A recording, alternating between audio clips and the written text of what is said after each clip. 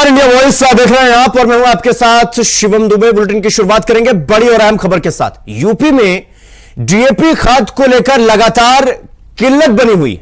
खाद की कमी से किसानों में हाहाकार मच चुका है। डीएपी से किसान परेशान हो चुके हैं और समितियों पर ताला लटका दिया गया है। सरसों की फसलों में नुकसान की आशंका है। कालाबाजारी पर प्रशासन सख्त है और 100 बोरी डीएपी और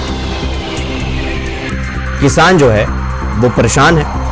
आपको बता दें कि रबी फसलों की बुआई शुरू हो चुकी है, लेकिन उत्तर प्रदेश में डीएपी खाद की कमी के चलते रबी फसलों की बुआई प्रभावित हो चुकी है। डीएपी समेत सुपर और पोटाश जैसी उर्वरक की किल्लत से किसान बेहद परेशान है। खाद के लिए किसानों को लंबी लंबी लाइनों में लगना पड़ता है और उससे उन्हें भारी परेशानियों का सामना करना पड़ रहा है। फिरोजाबाद, मैनपुरी, बांदा जैसे जिलों में तो खाद के लिए हंगामा तक होने का वीडियो वायरल हो रहा है। खाद की किल्लत होने के बावजूद भी कृषि मंत्री का यूपी में आकर यह कहना कि प्रदेश में खाद की कोई किल्लत ही नहीं।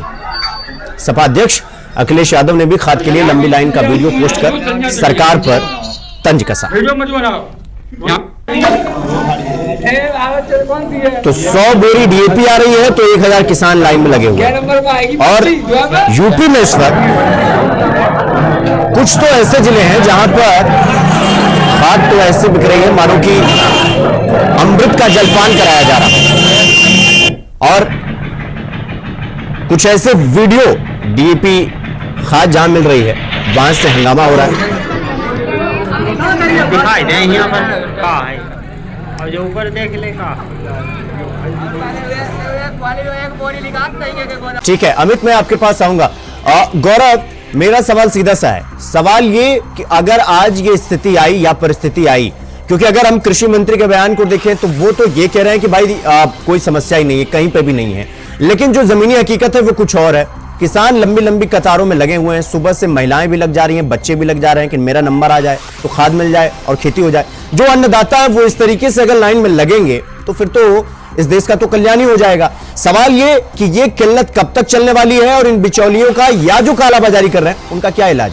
गौरव, बिल्कुल मुद्दा गंभीर है, मामला गंभीर है। किसानों की खेत की बुआई होना बेहद जरूरी है और ये लाइनें कहीं न कहीं वर्ष 2016 की याद दिलाती है जब एक समय नोटबंदी हुई थी। ठीक यही तस्वीरें 2016 में भी नजर आई थी जब लोगों को नोट बदलने की ललक थी। इसी तरह से किसान आज खाद के लिए परेशान है।